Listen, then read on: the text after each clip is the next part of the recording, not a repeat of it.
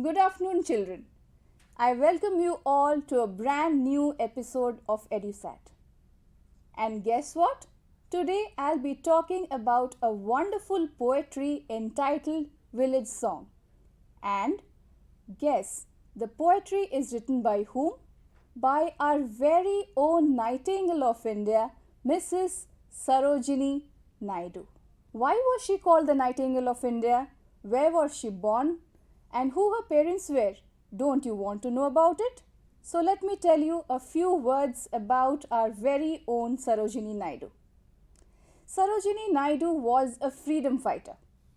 From a very early age, she had an interest in poetry. She was born in Hyderabad in the year 1879 on the 13th of February. Her father's name was Dr. Udayanath Chattopadhyay and her mother's name was Varaha Sundari. Like I told you, from a very early age she had developed a liking towards poetry. Later on, she was known as the Nightingale of India. And when our nation became free in 1947, she was appointed as the governor of the United Provinces, now called as Uttar Pradesh. She died on the 2nd of March 1949. Well, these were some facts about our Sarojini Naidu. Now coming back to the topic. Why is the topic entitled as such? Have you ever wondered about it? Why a particular title has been given? Every poetry, or rather every poet, gives a title which befits the theme or the content of the poetry. Let me first show you a few images and then you will have a clearer idea why the title of the poetry is such. Now, this is a typical rural environment, children. What do you see? You see a bullock cart, you see paddy fields, you see coconut trees, you see rising sun, and what else? A very beautiful, typically dressed village girl. And how is she dressed? She is clad a veil around her face. Why is it so? Have you ever wondered why they keep shying away from people like this? They have an inherent innocence about them. They are guileless rather.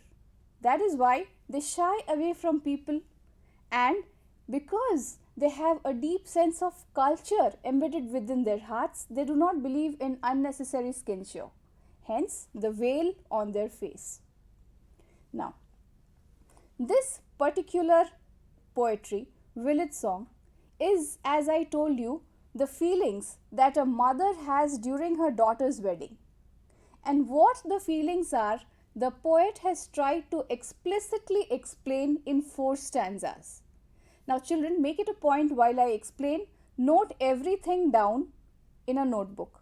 Keep a pad or notepad next to you so that you will have an opportunity to note down the explanation of each stanza, which will help you for your examination purpose from now on.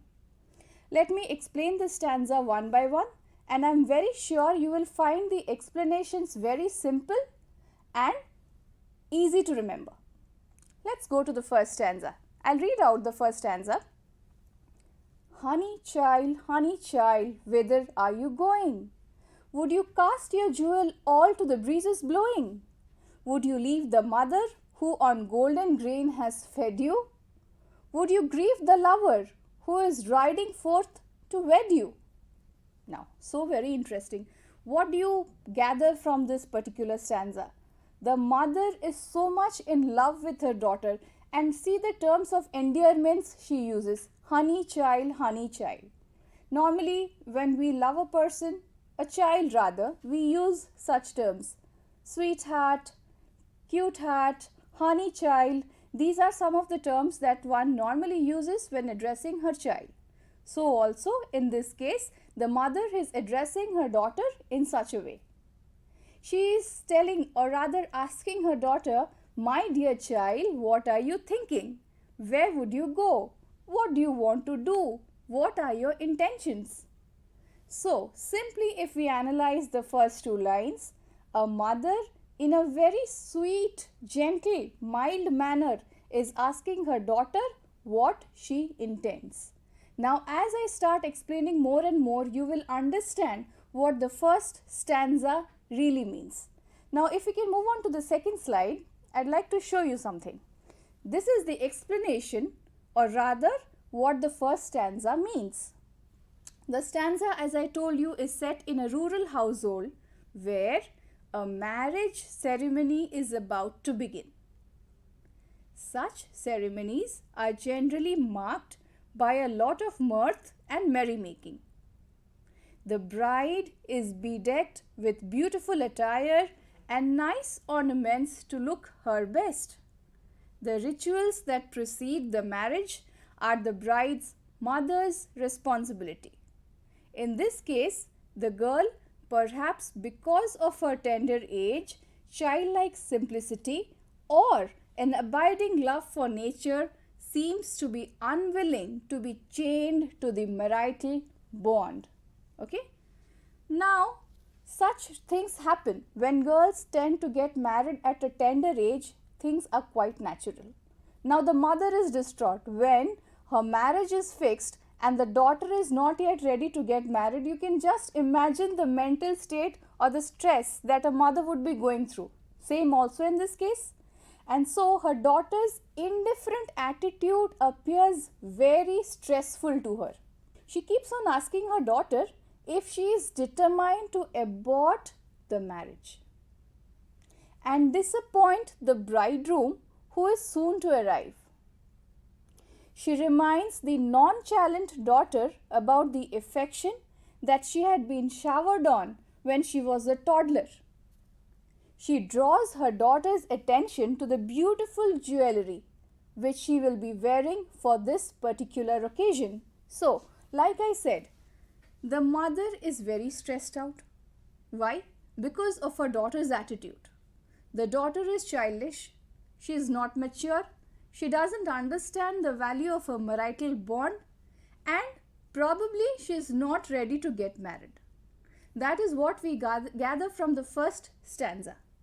And this is a cause of stress to her mother, who keeps on reminding her that marriage is a beautiful thing because the daughter would be dressed up beautifully in beautiful ornaments and she would very soon enter into a most wonderful phase of her life. But the daughter seems very nonchalant. She is not agreeable to listen to what her mother has to explain. Rather, she keeps on continuing with her childish, indifferent attitude which worries her mother to the hilt. We see beautifully arranged dishes. What are these dishes? These are the dishes which we find in weddings. Normally we see a lot of stuff. Normally we see a lot of dishes being made. People enjoy the feast. People enjoy the good food and they bless the bride before they go. What do we see? Generally, in a wedding, we see a lovely bride. We enjoy good food and we meet our relatives and have fun. So what the girl is told by her mother, that is what she was particularly advising her daughter. You would be dressed beautifully. There will be lots of good food to eat. People will come and congratulate you. And this is a phase of transformation every girl has to undergo. So will you abort the marriage just like that?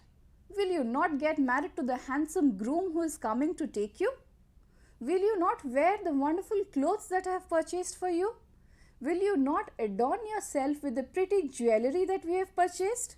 So these are the questions, or rather the greedy attitude that the mother shows in order to guile the girl into getting married, so that you children have a clearer idea. This is a fine, handsome bridegroom. And how is he coming? On a horse, bedecked in beautiful clothes, on his white horse, coming to take his bride. So that in older English literature, we had the image of a Prince Charming. That image of Prince Charming is generally given to all girls when they become of marriageable age. That is the image that mothers, grandmothers, aunts, any female relative you come across, that is the image you are fed with or rather you are accustomed to. Such a thing will happen in your life and such a person will come to take you one day. You will enter the most wonderful phase of your life and so many things to go along with it. Okay, there is something that you all know. Now, this girl is indifferent. She is not getting married. Now, let's see what happens. Mother mine, to the wild forest I am going, whereupon the champa boughs, the champa buds are blowing. To the coil-haunted river isles, where lotus lilies glisten, the voice of the fairy folk are calling me. Oh, listen. This girl is a very poetic girl rather. She is not interested in worldly affairs. She has a wild, carefree spirit and she is not willing at any cost to sacrifice her independence and enter into married life. She feels she is not ready for matrimony. The reason, the explanation, we see in the second stanza. The daughter replies that the woods beckon her. She wants to escape to the forest, to be able to enjoy the many sweet sights and sounds there. The champa tree is laden with beautiful yellow blossoms. The aroma is irresistible. The river flowing by the village has tiny islands that are home to the coil. The lotus and the lilies add charm to the surroundings. The fairy folks sing their songs. All these mean far more enjoyable to the girl rather than the mundane pleasures of a married life. So children, you're somewhat clear by now. The girl is not ready to enter into matrimony because she finds a life in her village much more enchanting. The village has a very fairy tale like woods. And what does she find in the woods? Champa trees. I'm sure all of you would have seen a champa tree in your village. So this is an image of the champa flower. At the below you see the flowers in full bloom. These flowers are sweet smelling flowers and are often plucked by people to worship gods and goddesses.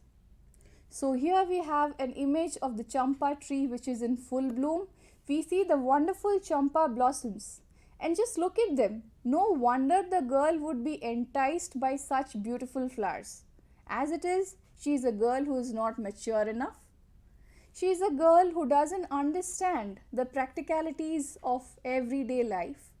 She does not understand a mundane married life means that she'll have to transform herself in some way or the other. So naturally, her mind or a poetic mind is bent towards the beauties of nature. And what does she describe? She describes about champa blossoms. She describes about tiny islands which she sees in the woods, which are home to numerous birds and animals. She talks about birds. Here is an example of a bird that inhabits those islands. You see the champa blossoms, you see the islands, and see how pretty the island is. The islands are home to a variety of musical birds, especially the koel. You know, the blackbird or the koel, we find it in summers near our gardens, near forests, and it would be cooing in such a beautiful tune that it is no less than a song itself. I'm sure all of you have heard how the koel coos, or rather the cuckoo, the blackbird. It's known by different names throughout the world, but this is what the girl finds enchanting. And below we have an image of the island. Okay, so the girl is very, very enchanted by these particular things that she encounters in the woods. We know another thing about the girl. She is not materialistic at all. First of all, she is immature. Secondly, she is not materialistic. Third, a life beyond the mundane life that we are accustomed to beckons her. She has a poetic sense of mind as well. Her sense and sensibilities, even though she is immature, are highly developed. Even in a girl of this age, probably Sarojini Naidu is writing about a girl who is no less than 15 to 16 years of age. But in such a young girl, you find that her poetic abilities are heightened. She is not an ordinary girl who will listen to her mother, who will stick to the course of a mundane domestic life, and neither is she interested in other materialistic things that her mother tries to tempt her with. So the first and second stanza explains what the mother and the daughter converse to each other about, and in the subsequent stanzas we will see what happens and what is the real reason why the daughter doesn't want to get married.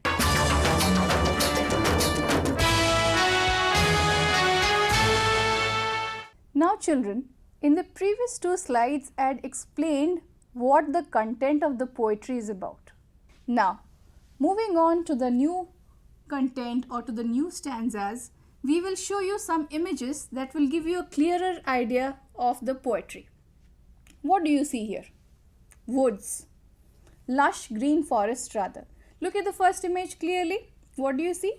A lush greenery image, and the second is those of mountains. The third again we see trees, and the fourth a brook amongst the trees. So these give you an idea of the lush green environment in which the girl grew up. The girl, as I told you, is a girl with heightened sense and sensibilities. She grew up in a tiny village, but her poetic abilities are marvelously developed. She knows how to describe the little things that enchant her.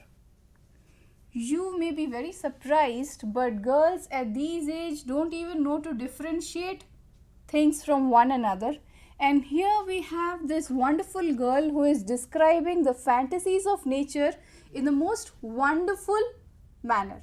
She is a very different girl. Now, when she describes about the enchantments that the forest is holding for her, she tells us about birds, she tells us about trees, she tells us about flowers, and in the very last line you will notice that she is talking about fairy folks. Now children, all of you would have read about these particular mythological creatures who are so very lovable. They are called as forest folks. I am sure all of you would have heard the very famous story about Thumbelina, Tom Thumb. Yes? So these are the very beautiful childhood fables that we've heard about forest folks. She says, "Mother, forest folks also enchant me. Apart from the flowers, apart from the river, apart from the brook, apart from the koel or the cuckoo bird, the forest folks also enchant me. I am simply in love with nature. I am simply in love with the forests of my village, or I am simply in love with myself. I do not want to get entangled into a mundane domestic married life." That is what she wants to explain to her mother. That is approximately the gist, or rather the summary of the first two stanzas that I have been able to explain to you, or rather I am describing to you. And to support my explanation, I have shown a variety of images so that you will have a clearer image in your mind. Find out from this stanza. Let me read it out to you first. Honey child, the world is full of pleasure, of bridal songs and cradle songs and sandal scented leisure. Your bridal robes are in the loom, silver and saffron and glowing. Your bridal cakes are on the hearth. Oh, whither are you going? She, is very distraught with her daughter's attitude. She is not able to find out how will I convince my little daughter to get married. She is a very simple mother. She has been raised up in a village. She has raised up her daughter to be simple also. She has given her a very good upbringing. But now when her daughter is grown up and she is ready to enter into the folds of matrimony, she comes up with the strangest of explanations. She is telling her mother, I am not at all interested to get married. And please mother, don't force me to get married. Then her mother is also trying her best to tell her why she needs to get married. Because she tells her, you will be decked up in beautiful clothes. You will have beautiful jewelry. You will have a lovely bridegroom who is coming to take you. And you will have lots of people who will come to enjoy your sumptuous feast. But the girl denies all of it. She says, I am much more enchanted by another mode of life. And what is that? The forest. The forest with its birds, with its fairy folks, with its pixies, with its elves, with its flowers, hold a greater calling than a mundane domestic life. That is what she tries to say. Now we move on to the explanation of the third stanza. Now, let me read it out to you first. Children, you can find it displayed on your screens and I would like you to note it down in your notepads as well. The mother finds the daughter's fantasy to be nothing but silly. She reminds her about the many happinesses of worldly life. The bridal songs are sweet and joyful. Motherhood brings fulfillment and pleasure. The bliss of marital leisure is something rare and irresistible. The saris have been woven with meticulous care in silver and saffron. Elaborate meals are being made ready. Saying all these things, the mother again beseeches her daughter to stay back and be at the center stage of festivities. So children, what did you see? Again the mother is trying her best to tempt her daughter. She is telling her about the bliss of marital life. She tells her, married life is a happy life. Married life is a content life. And how does she portray that marriage is a beautiful thing? She talks about a lot of things that will be happening during the wedding. For example, very beautiful saris have been woven for her. And what is the color of those saris? Silver and saffron. Now, here is the beautiful, beautiful sari. Particularly, this is not saffron in color, but it has a silvery tint. The girl's sari is somewhat like this. A typical Indian sari is something that all village girls, or rather girls of the rural environment, wear when they get married. It's a very graceful costume. Okay, so the mother tries to tell the girl, I have bought very pretty saris from you in colors of green and saffron from the weaver, and a variety of delicious sweetmeats are being prepared for your wedding. You will enjoy marital bliss when you get married. And after all, married life is a happy life. So I beseech you, my dear daughter, please give up such strange thoughts that married life is a nuisance, married life is not meant for me, or I am not marriage material. Please take these things out of your mind. Do not think about such things and just think about enjoying marital bliss. That is what she tries to explain in very simple words. The mother is feeling very distraught. She is simply trying to tempt her daughter, putting in the best of her efforts. How can I tempt her daughter? How can you tempt girls normally? Girls like pretty clothes, girls like pretty jewelry, girls are obviously attracted towards all the pretty things. So she tries her best to tempt her daughter with all of these things. Pretty saris, the marital bliss that the daughter does not know about, she tries explaining that to her in very simple terms. And she further goes on to say that you have to be at the center stage of activities. It's your wedding. People will come to see you, to bless you. You will have a lovely bridegroom. And most of all, you should enjoy the day. She also wants her daughter to enjoy that particular day itself. But it seems the daughter is not interested at all. I would not say that the girl is immature. Rather, I'd put it that her sense and sensibilities are too heightened. She is not a normal 15-year-old girl. She is somebody very different. She is somebody with a carefree spirit. And that carefree spirit does not allow her to be chained into matrimony. She feels that there is a world beyond. She feels that matrimony is not her thing. She needs to go into an environment where she finds peace. And that is what she wants to convey to her mother in very simple terms. The girl is somewhat adamant as well, don't you think? Her mother is trying to tempt her with so many things, and this girl, nonchalant, indifferent and rather adamant as she appears, is denying to every single thing with the wittiest of explanations. Now, her mother also tells her that a lot of cakes are being made. Children usually love sweet cakes, sweet meats and so on. So, here we see a variety of sweet meats that have been made for the daughter's wedding. And the mother is trying her best to tell her that, see my dear child, so many things have been made for your wedding. So please do get married. She is trying her best to cajole or rather tempt her daughter into marriage. So far we have understood 3 stanzas. I hope you've understood each explanation pretty well. And after a while, we'll be moving on to the next stanza where you will see the actual purport of the poem or what the poet actually wishes to convey.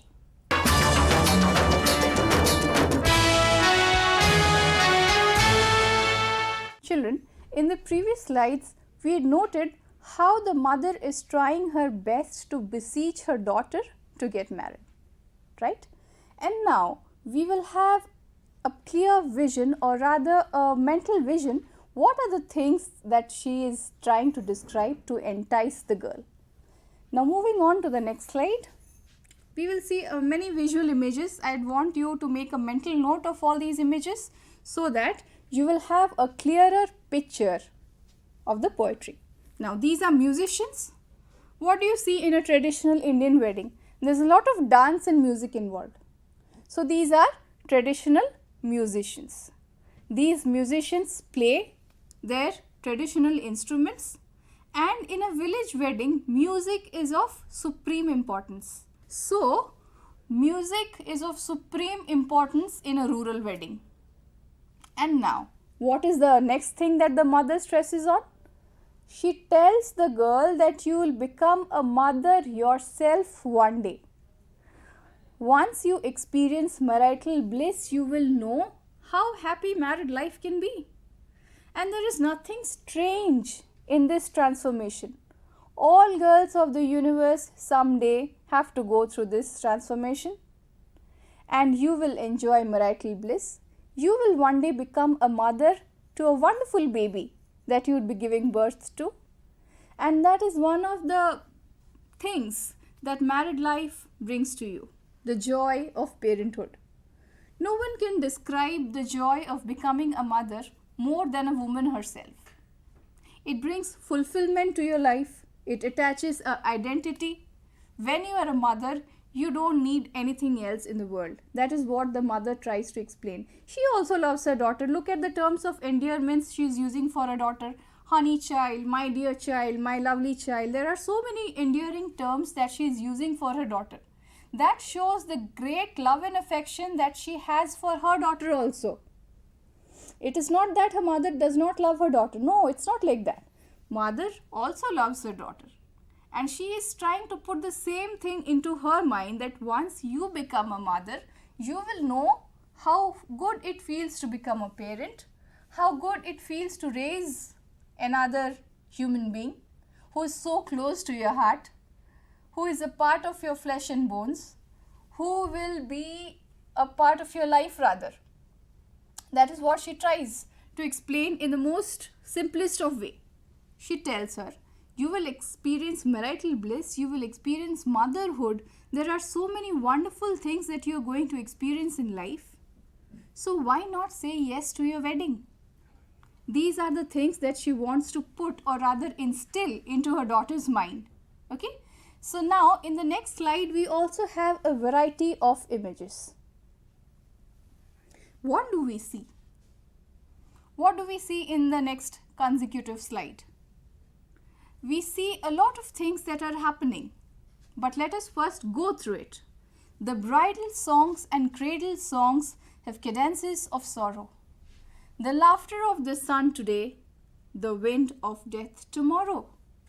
Far sweeter sound the forest notes where forest streams are falling. O mother mine, I cannot stay, the fairy folk are calling. Again, this girl and her mythical fairy folks.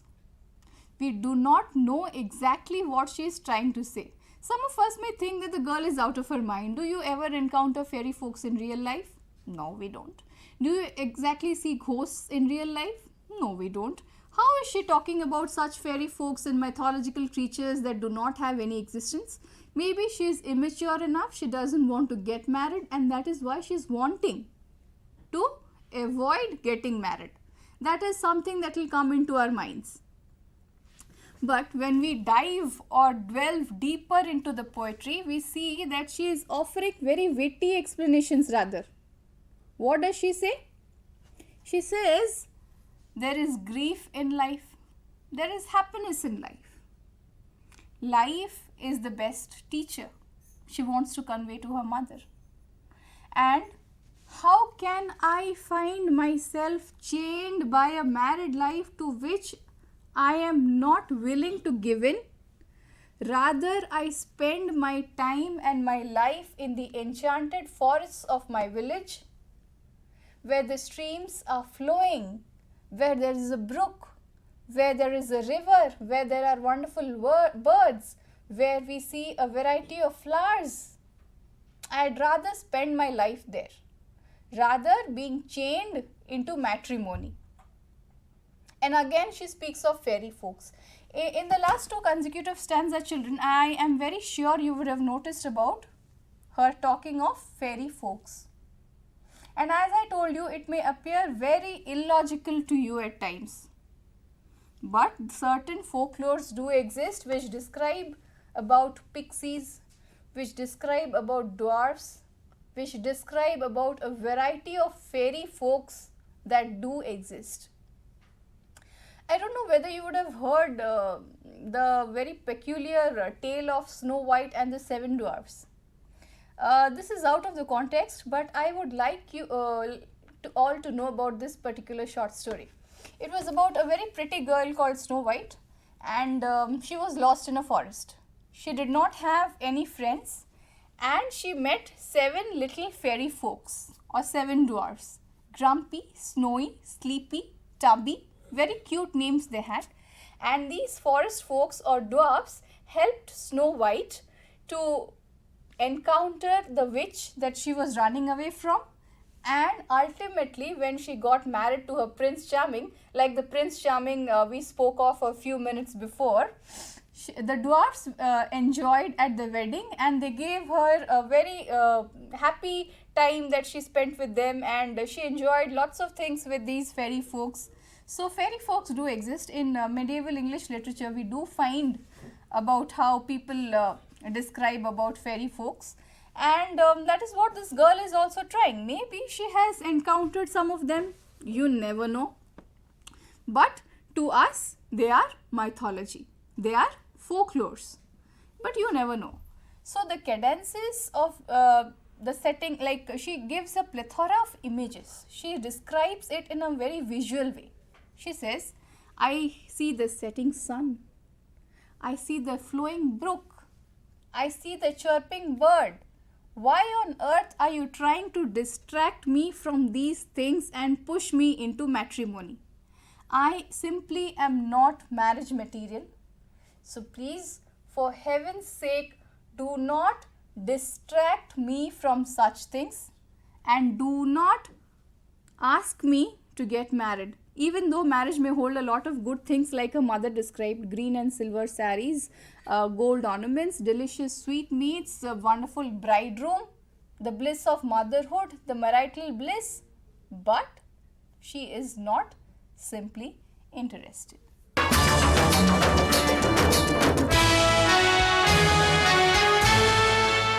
In the previous slides, children, I told you the intentions of the girl is quite clear. She doesn't want to get married. So, let's see what the subsequent slides have to say. We all know in the fourth stanza, the bride seems very unimpressed. She discerns sorrow and misery that invariably mar the happiness of marriage.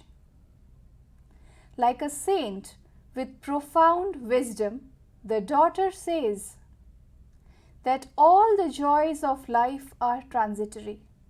They come and go, giving place to suffering and disappointment. So what do we see? She feels a life in the lap of nature gives enduring happiness. The charm of the woods never disappears.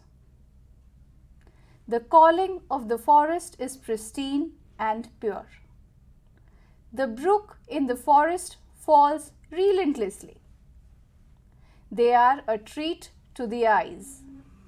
Narrating all these things to her mother, the daughter says she is leaving home for the wilderness of the forests. So this is something very shocking, and none of you, I am sure, would have anticipated this particular ending. What does this end say?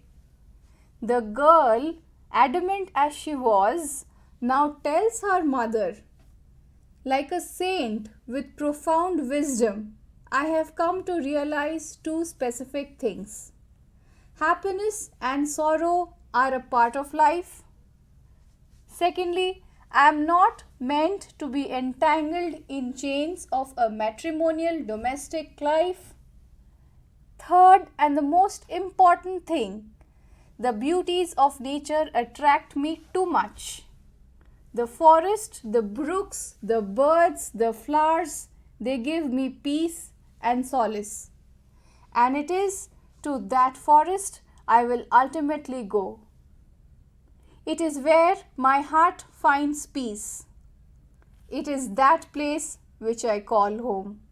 She understands the beauty of nature, and it is in the lap of nature she wishes to reside. She talks about sunrise and sunset. Now see, the wonderful glow of the rising or the setting sun that is casting a blanket of rays. See how wonderful does it look? A cascade of yellow honey flowing. That is how the impression you get. And this enchants the girl to such an extent that she is not at all willing to give up such scenes and sights for the mere sake of getting married. She is simply enticed, or rather enchanted, by the ways of a forest life. She feels the world will not understand her. She feels even her mother is cajoling her to get into matrimony, to get married, and she, being her biological mother, does not understand the yearnings that the heart of the girl holds. She is not interested in her bridegroom.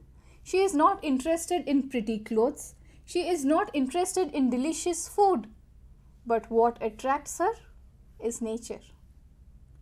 It is there where she finds peace of mind, peace of heart, or rather, like I wish to put it, she finds or feels eternal bliss. Wonderful are the creations of Mother Nature, is not it? And the girl takes a lot of pain in describing each fantastic natural thing that she would have witnessed in her small span of life. It is sad, but in a way I feel it is profound also. The views, the sights, the scenes, everything attracts her. Now we just saw a sunset or a sunrise. The next image we will see will clarify our vision more and more. In the subsequent slide, we also have another image. And if you look at it closely, I am sure you will know what it is. Now children, all the things that you would have witnessed accumulate in your mind, and you would now have a clear image of what the poet wishes to convey. We will see in the subsequent slides what is to come, and that will give you a clearer image. Here you see, we see a lot of trees, coconut trees, palm trees, the sandy beach, and somebody strolling away. So, in the next consecutive slide, we find a brook. We see the brook resplendently flowing down in a forest environment. You see how wonderful it looks? Trees all around, blue water running over pebbles. They just provide you serenity. They just give you peace. They just give you a lot of happiness. In the next slide, we also have an image. And what is this? This is a wedding. You see how everybody is enjoying, but quite the contrary to its nature. This girl had no intention of getting married. She was not happy as this particular girl which we see on screen. She was not happy to be given good clothes. She was not happy with good jewels, not happy with good food. These things did not attract her at all. In the next subsequent slide, we have another interesting visual.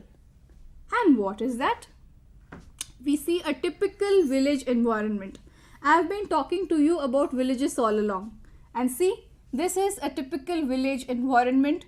We see farm animals. We see a typical rural woman carrying a pot of water on her head, and a typically thatched house that we come across in the villages of India. A lot of thatched houses, but you see how peaceful the image looks. Not like the humdrum and monotonous life of the daily city that you see, the cities that you people live in, I live in. It's something of a very quiet, calm, away from the general monotony that we see in these visuals. This is a bullock cart with thatched houses, all placed in a rural environment. Now a series of visuals will follow. What next? Again a rural environment with women plying on roads with their farm animals. What the next visual would be? This is something very interesting, the brook. This is what the girl describes. This is what the girl wishes to talk to you. And this is what life is. Life is like a brook, like Oscar Wilde says. It never stays, it's never constant. And life is your greatest teacher. So I hope, children, all of you have understood this poetry pretty well. The village song written by Sarojini Naidu. I wish that you have understood each and every stanza, which I have explained in very simple and explicit terms. And I hope that you will not have any further difficulty in understanding this wonderful poetry from your point of view.